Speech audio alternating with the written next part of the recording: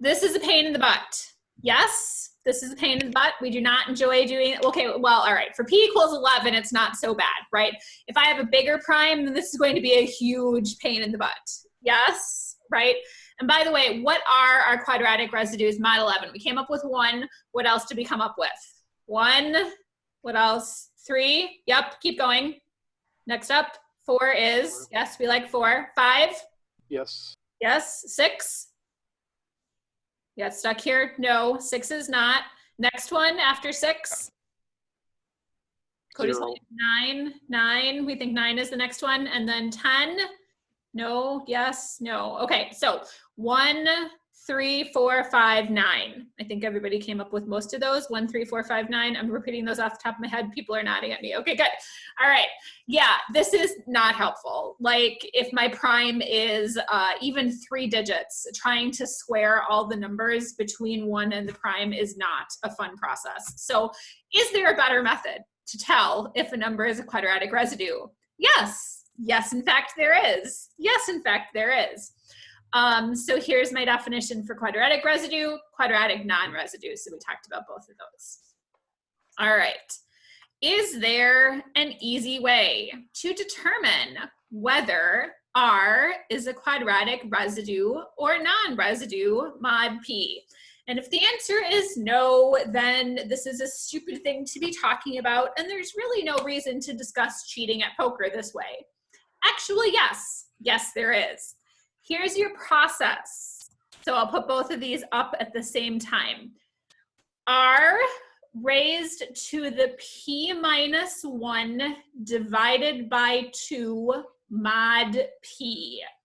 R raised to the p minus 1 divided by 2 mod p is what you want to look at. R raised to the p minus 1 divided by 2 mod p. We're dividing, so we got to be careful, right, to make sure we get integers. But p is a prime number, so as long as it's bigger than 2, it's odd. When I subtract 1, I get an even number, and then dividing by 2 is fine.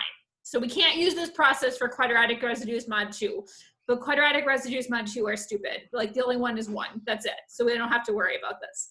So here's our way of telling quadratic residue and quadratic non-residue. The nice part about this, unlike primality tests, this is an if and only if theorem. You are always going to get the correct answer here. It is not a yes, and then the converse may or may not be true. This is an if and only if. So this provides a completely, totally foolproof way for deciding whether a number is or is not a quadratic residue mod P. No ambiguity whatsoever.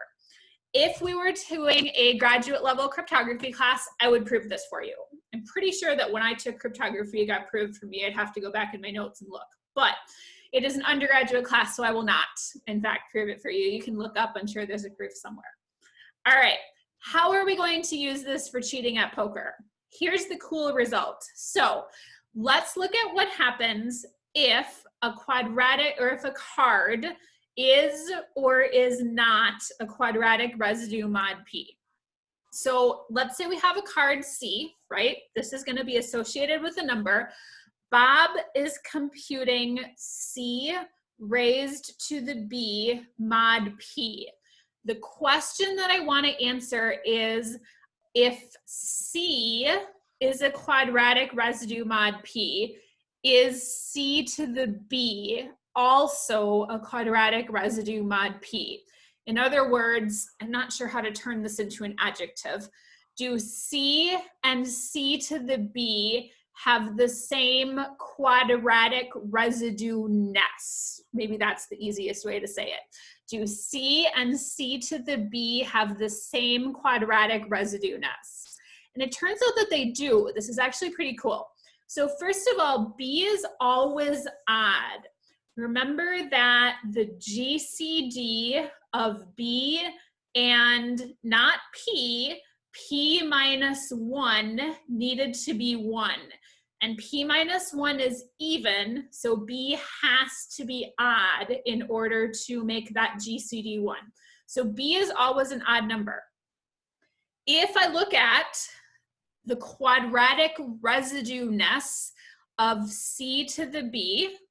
This is the equation that I'm playing with to decide whether I have quadratic residue or non-residue, right? We want to do an exponent of p minus 1 over 2. I can flip the two exponents around. That's no big deal. That's totally fine. And then this, I can make the b go away. And here's why. Because the thing inside here is always either positive 1 or negative 1, right? If you raise positive 1 to an odd number, you get positive 1 back out. If you raise negative 1 to an odd power, you get negative 1 back out. This doesn't work in general. Don't write this equation down in general and said, Dr. Meyer said we can just get rid of the b on the exponent. It does not work in general. I will cry if that happens. But in this specific case, because we know the part inside here is always either positive 1 or negative 1, and because we know the b is odd, we can get rid of that b exponent. Does this make sense? I'm kind of talking through some general math without giving you any specific examples. Are we doing okay? Does this make sense? Yes, yes, maybe, yes. People are kind of nodding at me. You're also copying stuff down. I can't tell. Sort of, kind of. Sort of, kind of.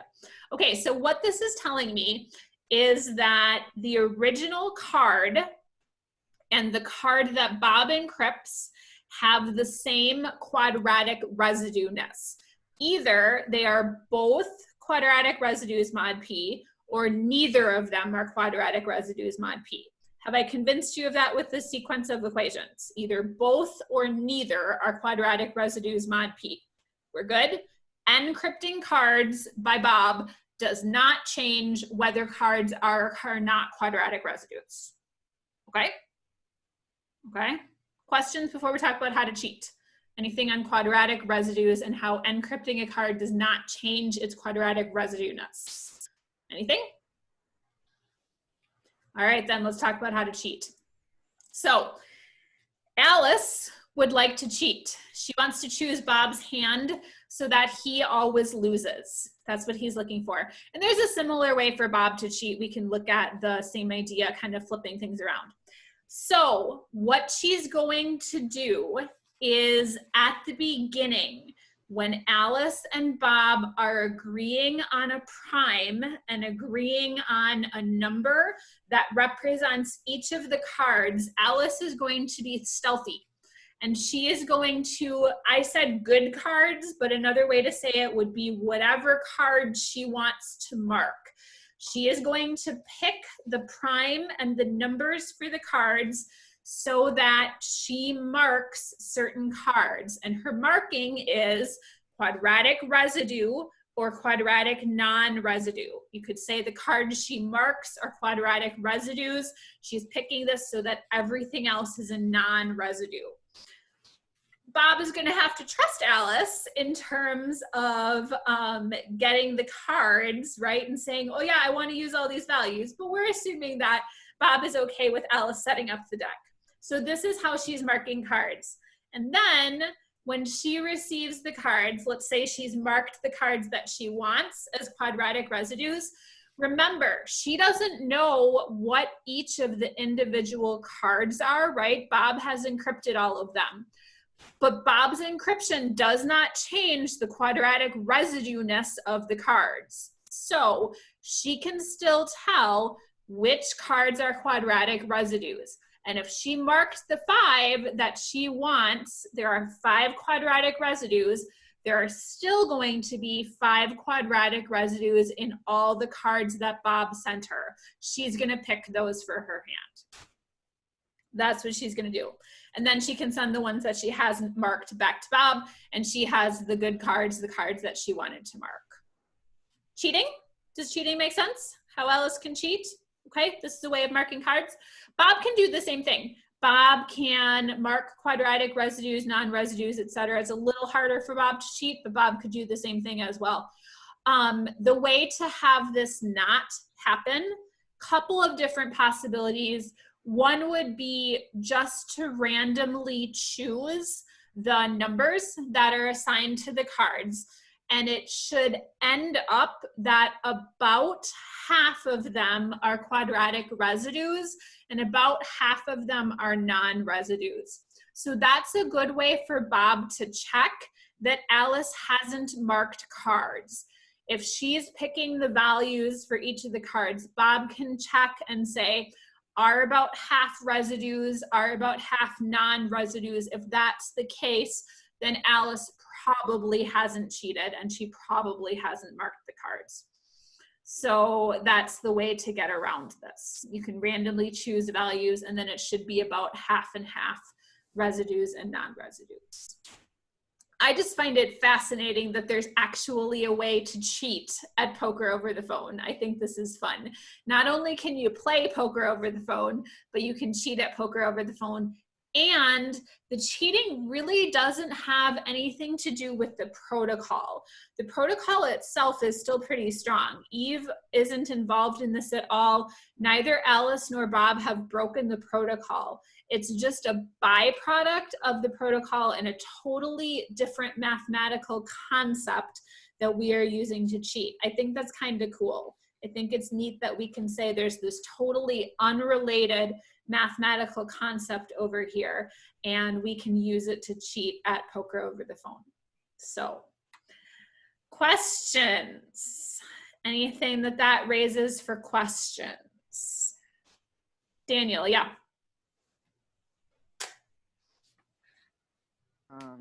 In order to like kind of avoid this, could Bob also just check every time Yes. for quadratic residues, and then if there's like just exactly 5 cards or something like that, he'll know? Yeah. Yep. Like that, so that would definitely be one way to get around this. Yes. The other way to get around it would be use a random number generator. Like don't have Alice or Bob pick the numbers for the cards. Use a random number generator, pseudo random number generator. But yes, Bob should be able, I would suggest that if we're playing poker over the phone, Bob checks which are quadratic residues and non-residues.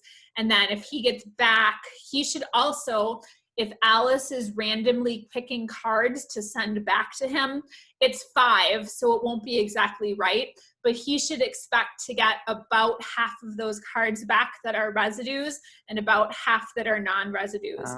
So if he gets a whole hand that is non-residues, that's possible, but the probability of that is 1/2 to the 5th, right? So if it keeps happening over and over and over, there's probably some cheating going on. So yes, there are definitely ways that Bob can look at cheating in this particular example.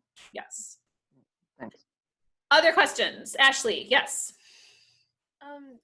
So P is the same P that they're using to, like in the other protocol? Yes, P is the modulus that we are. So you need to find the A prime and B prime are inverses mod P minus 1. That P minus 1 is the same as this P. Yes, same P all the way around. Exactly. And that's something that Alice and Bob agree upon. Yeah. Anything else? Other questions on this? Okay, there's homework on poker over the phone. Do you feel confident that you can execute the poker over the phone homework and that you can figure this out? Yes? It's basically the Shamir 3-pass protocol. That's basically what's going on here. So, all right, Friday. People are up for presentations. I asked this last time and I don't have my schedule in front of me. Who's up for presentations on Friday? Joshua and Ashley and someone else. Not sure who. We'll figure it out. Okay. I will set it up so that you guys can share your screen. If you have logistical questions beforehand, let me know. Otherwise, anything else? Going once, going twice? All right, you have made it through an entire semester of new material in cryptography. Thank you for playing my game. And we'll do presentations starting on Friday. Thanks, guys. I will see you Friday. Have a good day.